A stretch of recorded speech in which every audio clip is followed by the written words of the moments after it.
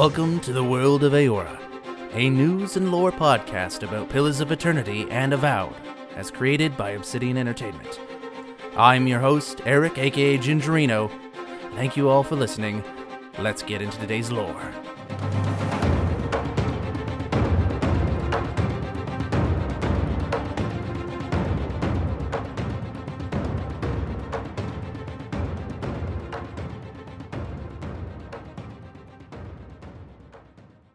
Hello everybody and welcome to another episode of the World of Eora. I'm your host Eric, aka Gingerino.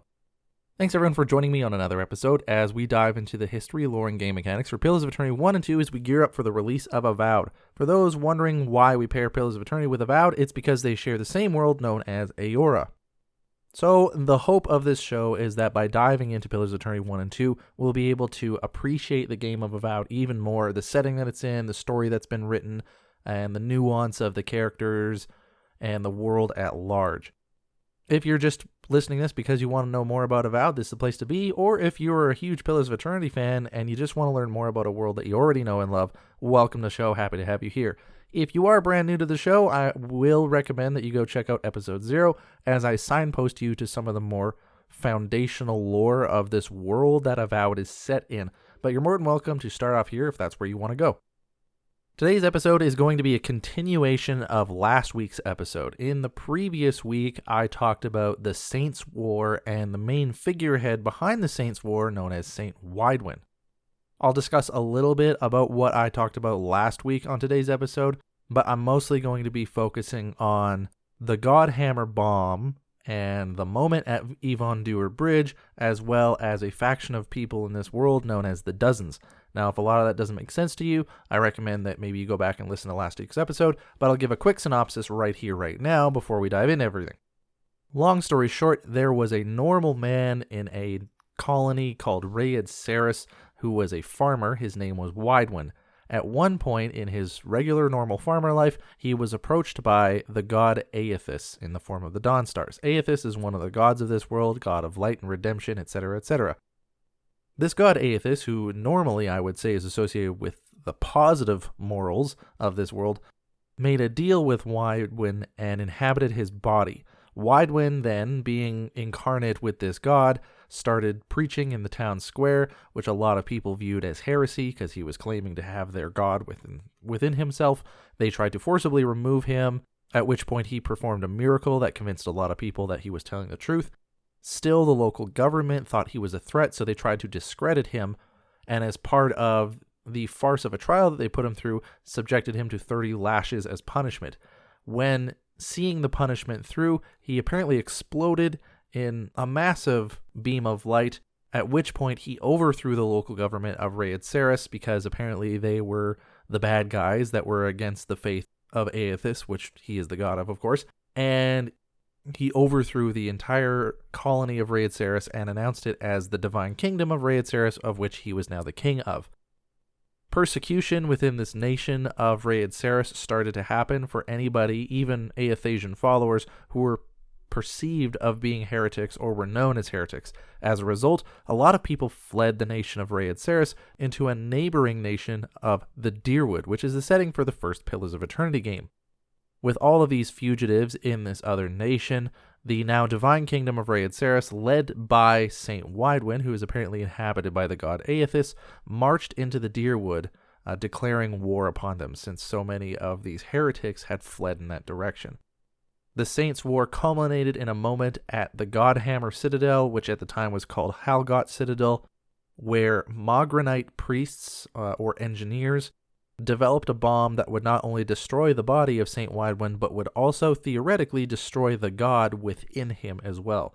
And so the bomb was detonated when they set up an ambush that they went there for, and apparently they were successful. They blew up the body of Saint Waidwen, and worshippers of Aethys throughout the region reported not seeming to have a connection with their god anymore. So this is a rather large paradigm-shifting moment within the history of this world, where not only did a god become incarnate within the world and mount a religious war, but apparently the people of this world, with enough help and enough ingenuity, are actually able to kill a god on their own. It is a complete paradigm shift within the history of this world. Now, that is, again, it's a very truncated explanation of what's going on as context for this episode. If that seems like way too much right off the bat, I highly recommend listening to the previous episode just to get some more context. But today we're going to be talking more about that bomb that destroyed St. Waidwen. We're going to be talking about the people who mounted the ambush on Evon Dewr Bridge where this explosion took place. These people referred to as the Dozen. And we'll be talking about the faction that arose out of that group of people known as the Dozens. And since we have no news to go over today, let's strap in and just dive straight into today's lore. I'm curious. What exactly did you find there? So we have a bit to go through today. I want to make sure we get it all covered, so we're going to dive straight into it. I am first going to read a small set of paragraphs on the Pillars of Eternity fandom website explaining the end of this Saints' War, and then we're going to be covering the lore of each of these topics in detail. So I'm looking at the Saints' War article, and I'm looking at the subsection related to Halgot Citadel, which is renamed Godhammer Citadel by the time of Pillars of Eternity 1 in honor of the Godhammer Bomb, which destroyed St. Waidwen and Aethys.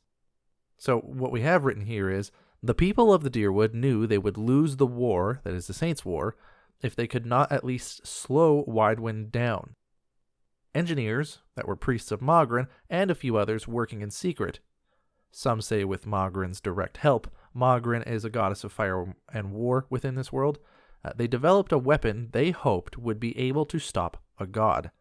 12 feet in diameter and filled with a variety of chemical and magical explosives, the bomb was built into the foundations of Evon Dewr Bridge. That's just the name of the bridge. Good old-fashioned fantasy name.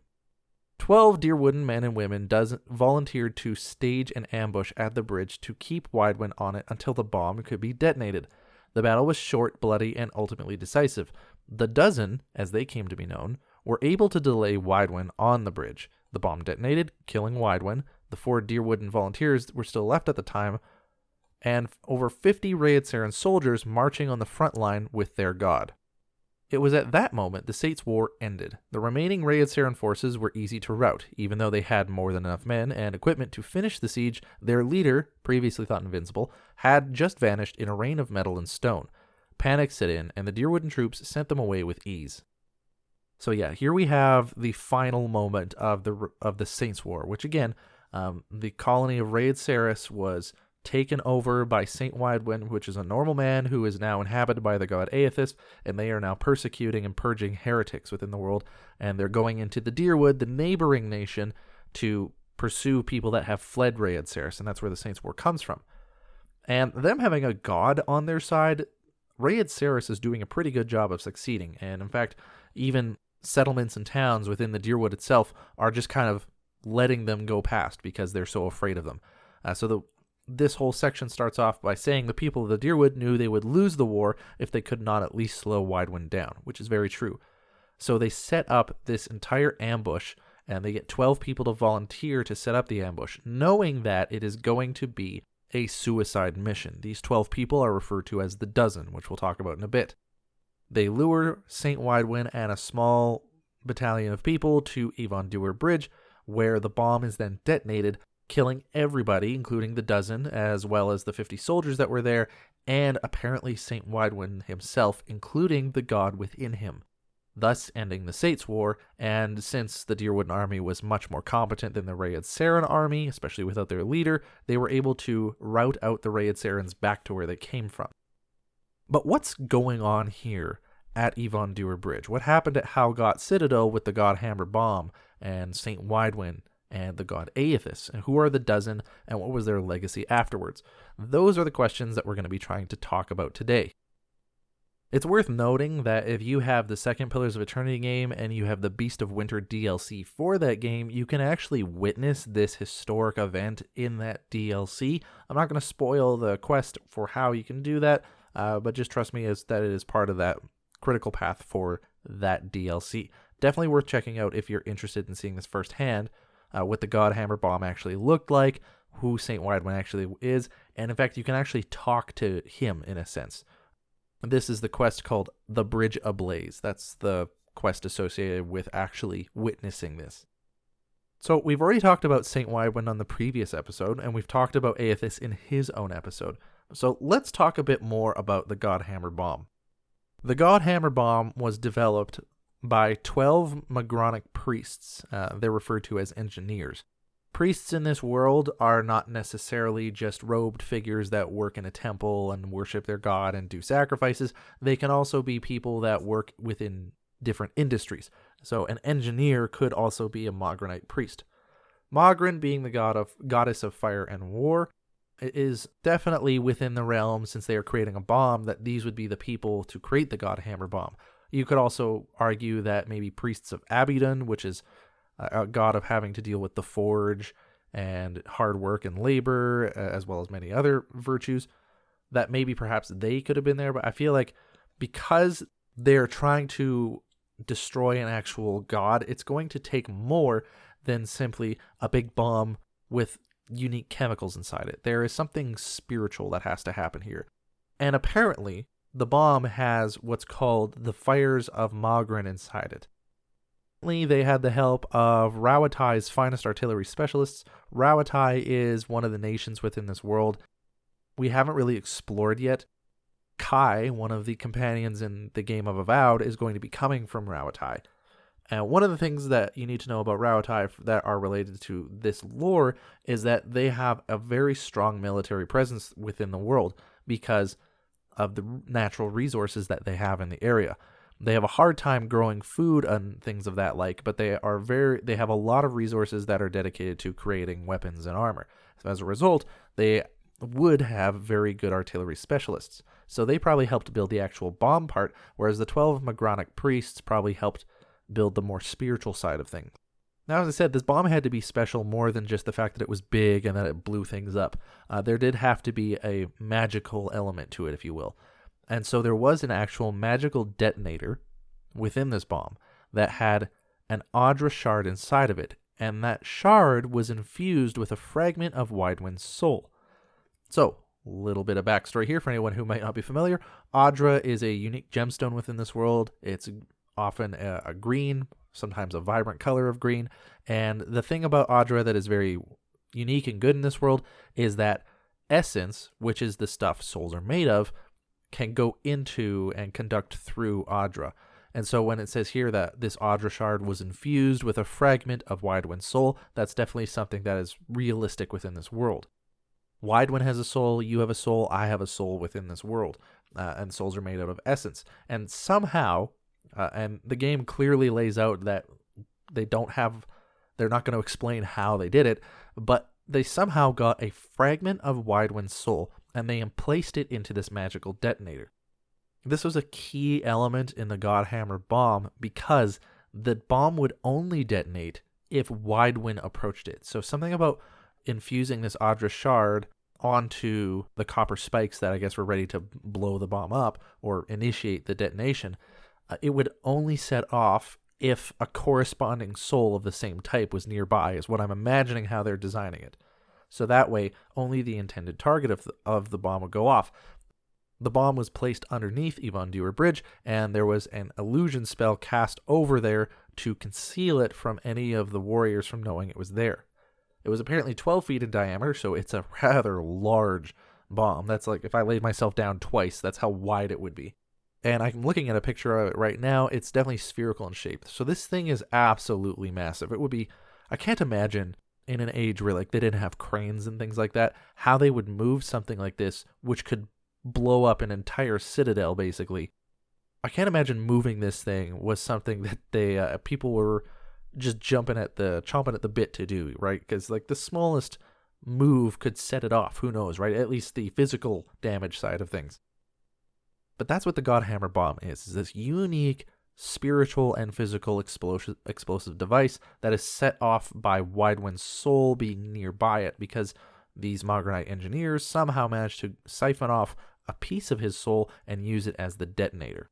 They hid the bomb using an illusion spell, and then when this ambush happened at Evon Dewr Bridge, while Waidwen and these 50 soldiers were on the bridge, the bomb detonated, thereby ending the Saints' War by killing Saint Waidwen and also, theoretically, Aethys within.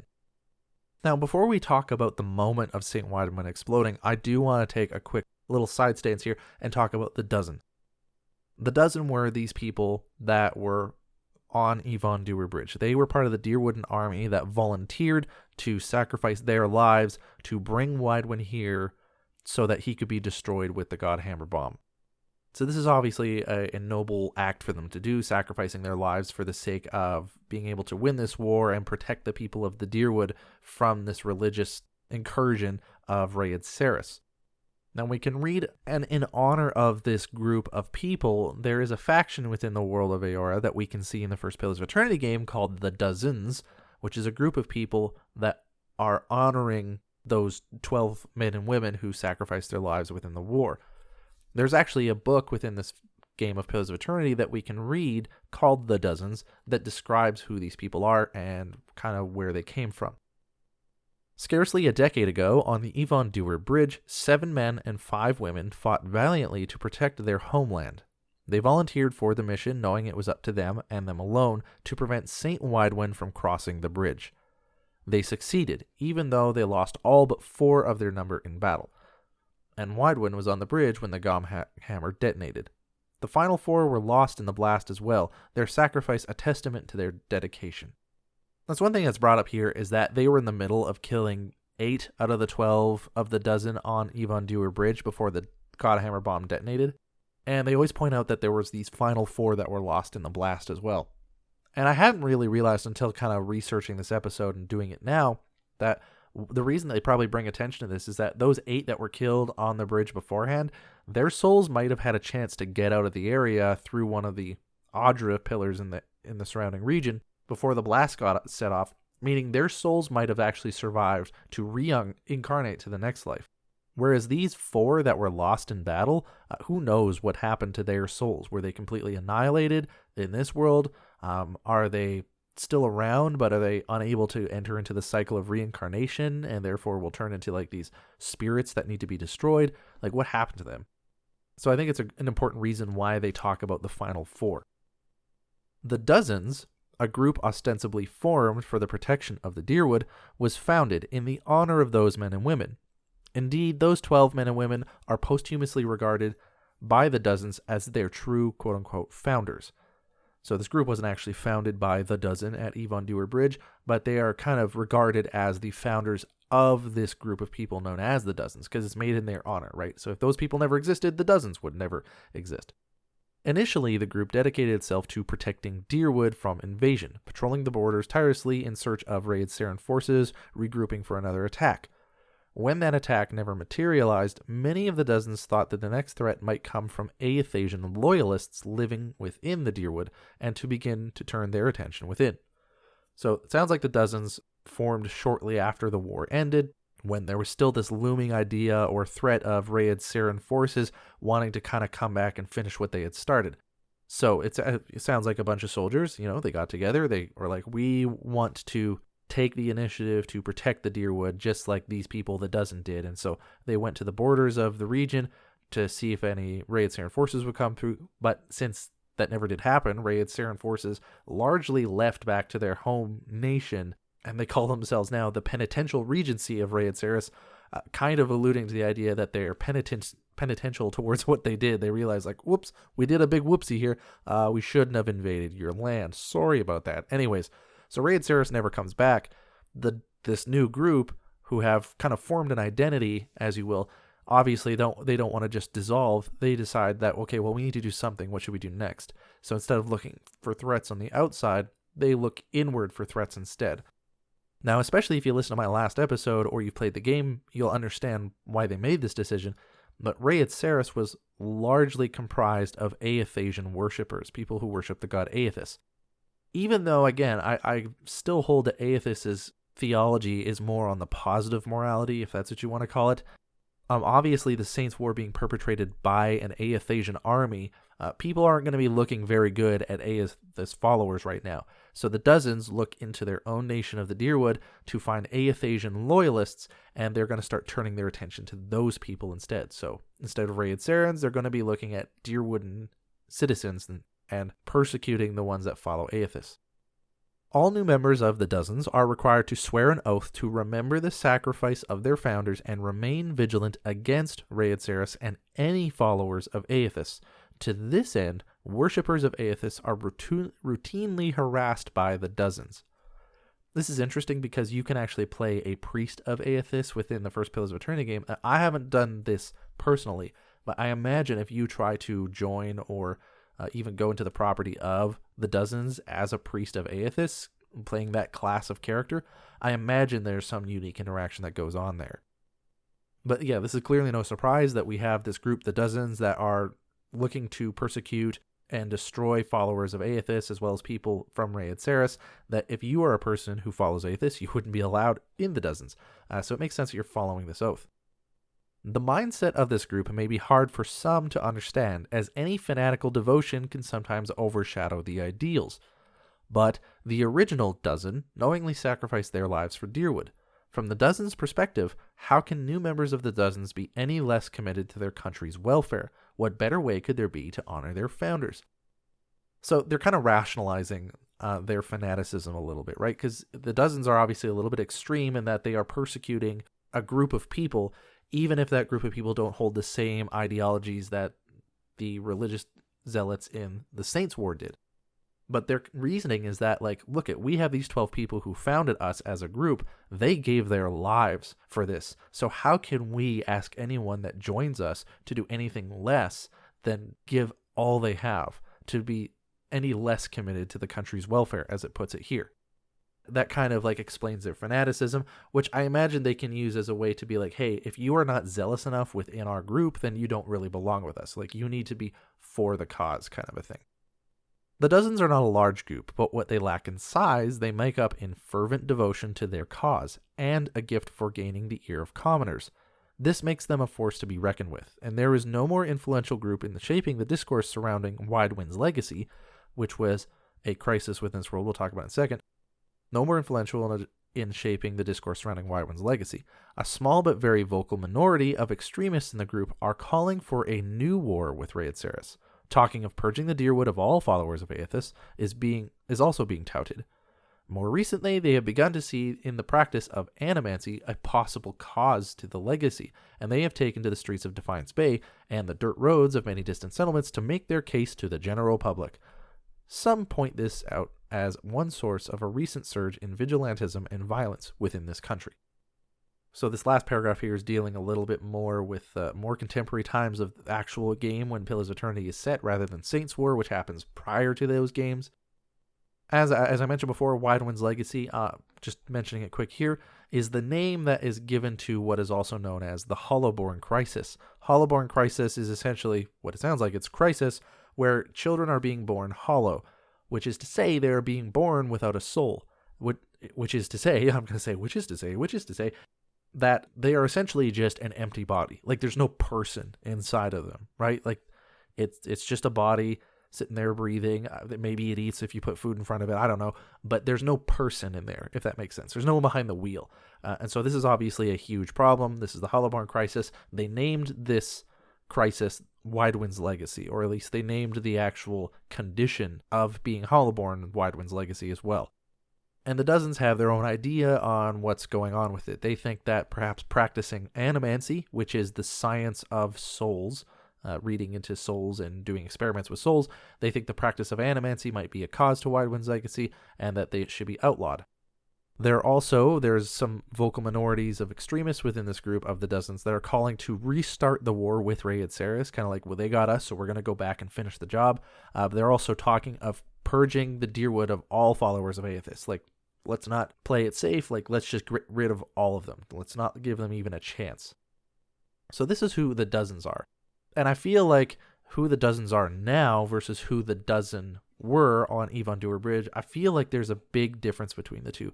Like, obviously there is this zealousness that they both have. Like, we're going to defend our nation from aggressors. And I get that, right? Like, I get these people sacrifice their lives to try to stop a literal god so they could save their families and the people they love and the nation that they live in.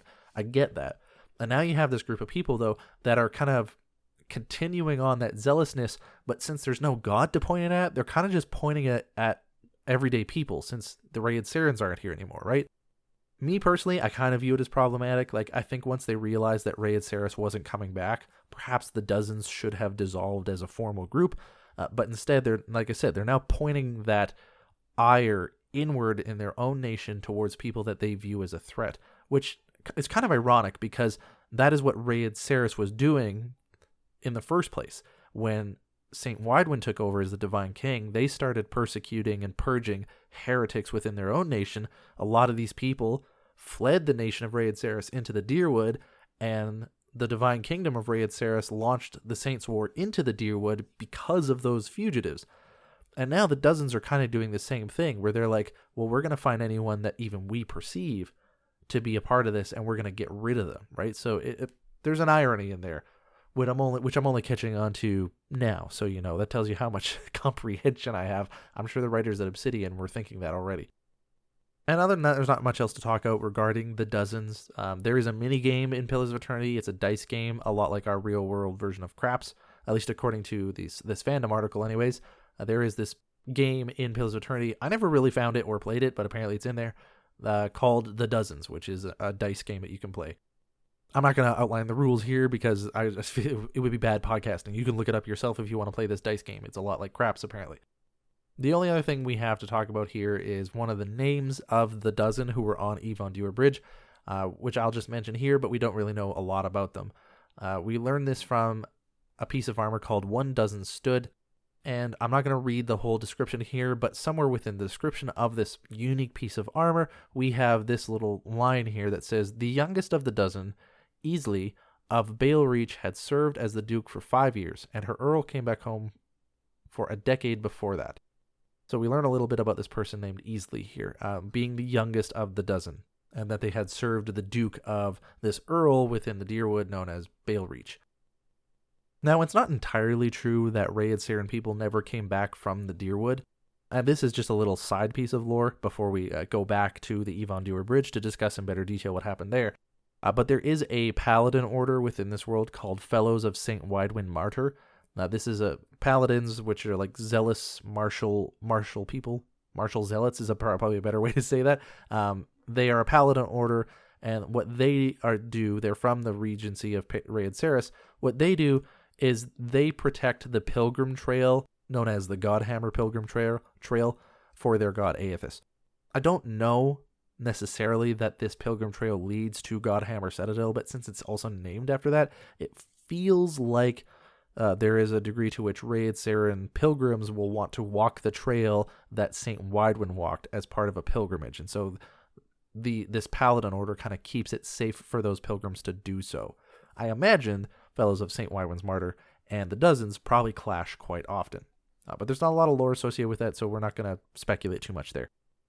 But now I want to return to Evon Dewr Bridge to wrap up today's episode, and I want to give a little bit of a heads up. There are some spoilers for a quest within the Beast of Winter DLC, specifically the one I mentioned earlier, that where you can actually see this event play out through a side quest in that DLC for the second Pillars game. The quest is called The Bridge Ablaze, and there are some things we learn within that quest that I think is important for what we're talking about today. And so if you don't want to have that experience spoiled for you in-game, now is a good time to jump off of the episode. You're not going to be missing a ton of stuff. It's just a couple little more details sprinkled in here at the end. But if you are going to leave the episode, that's all fine and dandy. No judgment here. Thanks for listening to today's episode. I'm the host, Eric, a.k.a. Gingerino. I'll see you guys next time. If you want to email me, you can do so at worldofeora@gmail.com. Let me know what game you're playing. But for the rest of us, let's move forward to talk about just a couple of details about the Bridge Ablaze quest before we close today's episode out.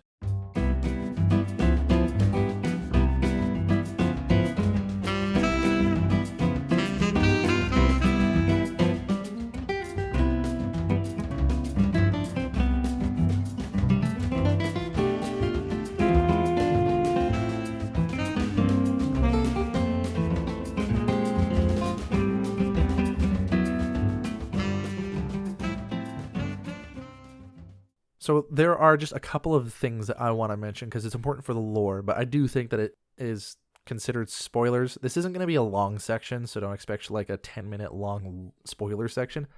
I just didn't want to ruin it for anybody.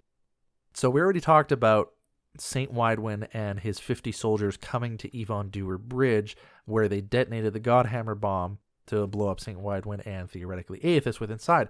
But you'd think you'd ask the question of, like, how did they not see it coming, right?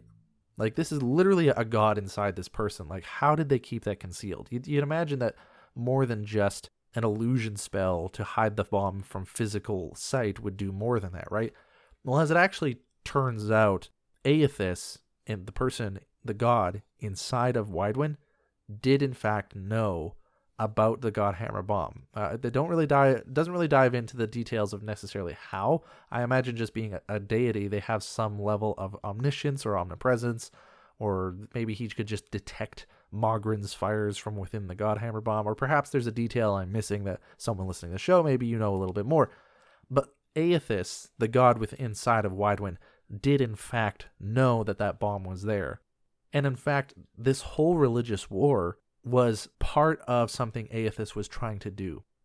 It's especially within this quest when we actually talk to Aethys and we also talk to the soul of Waidwen himself, that we really find out that a lot of the Saints' War was really a ploy for something else entirely. At least that's kind of what I'm speculating into it. It seems like Aethys was trying to get the people of this world to stand up against the god and seemingly succeed against that in order for them to realize that they can stand for themselves.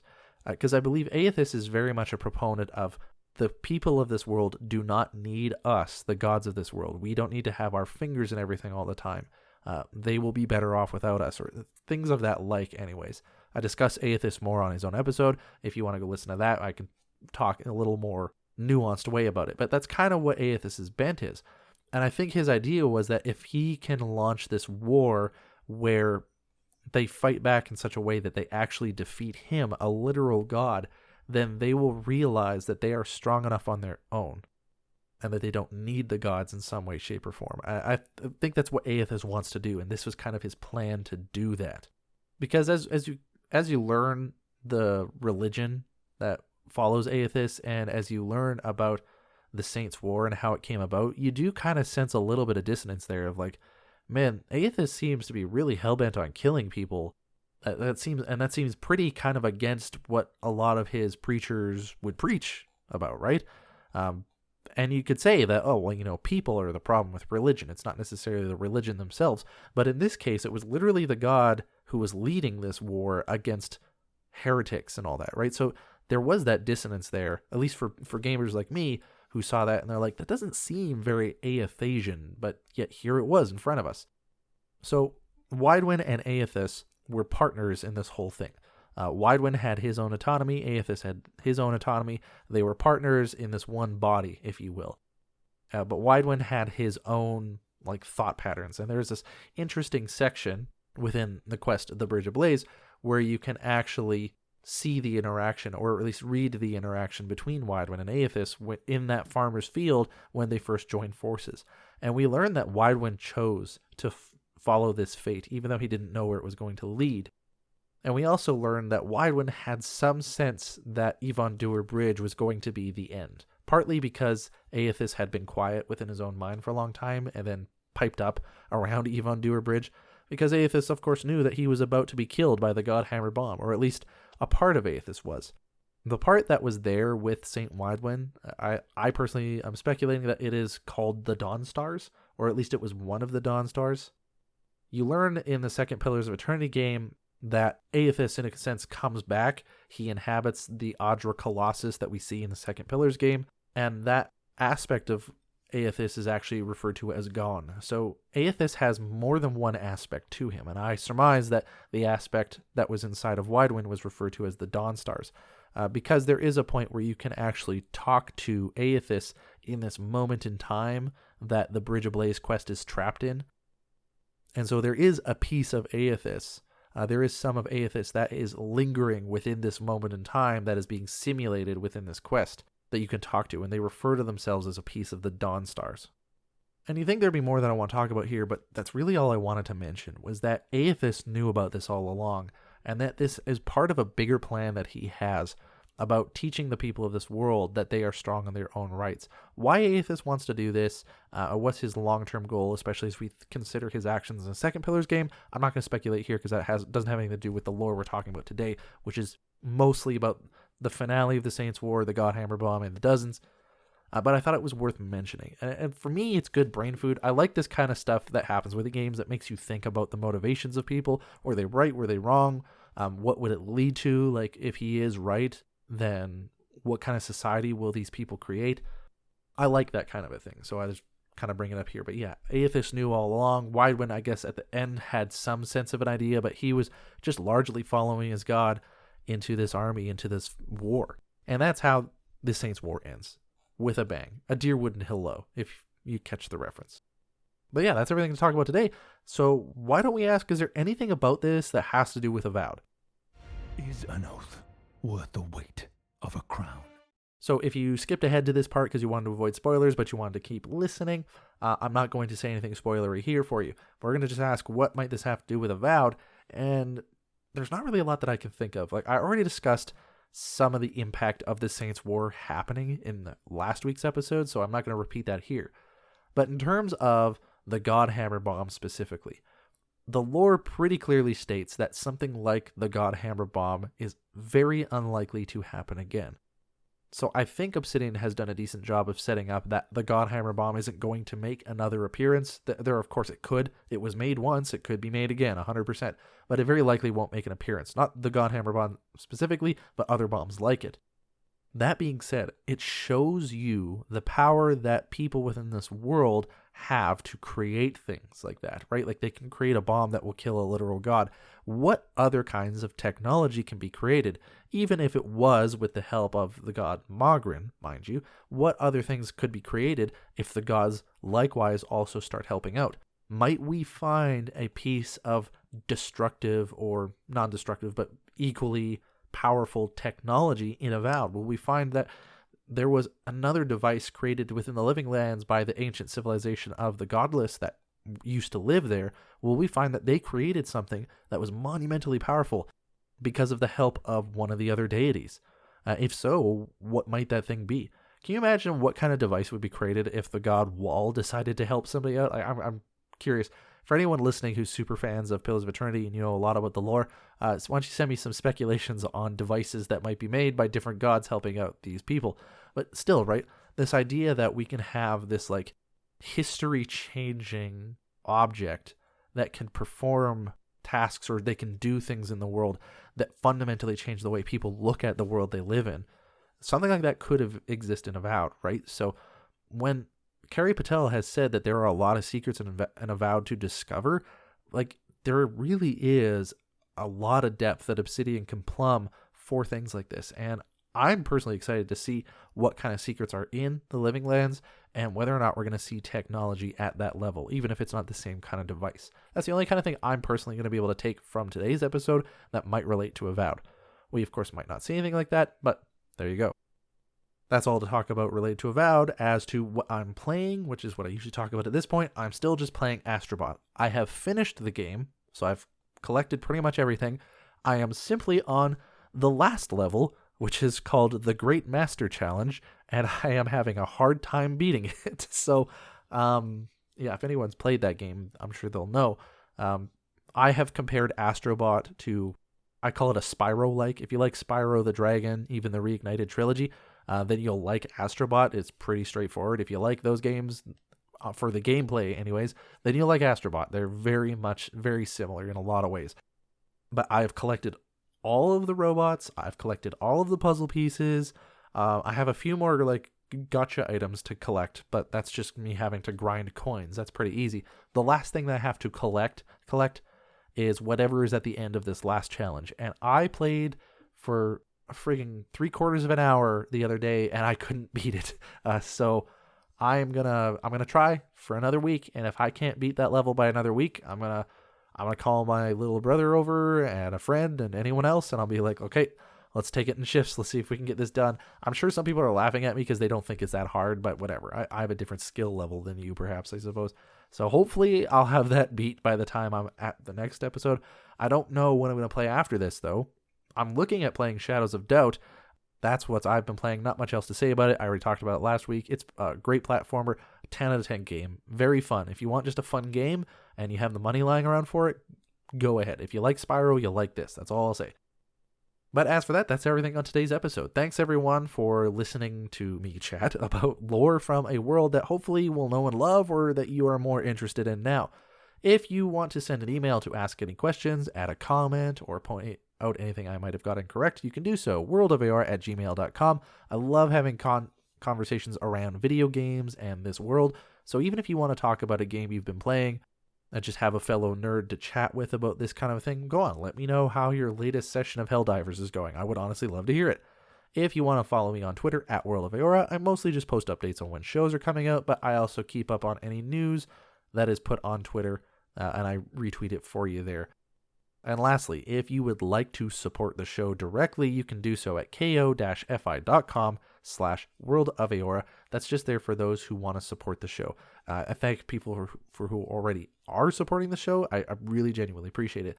It's so awesome to see people valuing this show and all that. So I'm not enforcing it. It's just for people who that's something you like to do, even if it's a one-time thing or a monthly thing. That's up to you. But anyways, not going to talk about that much more. Thanks everyone for listening to today's episode about the Godhammer Bomb, the faction of the Dozens, and what really happened at Evon Dewr Bridge. I'm your host, Eric, aka Gingerino, and I'll see you guys next time.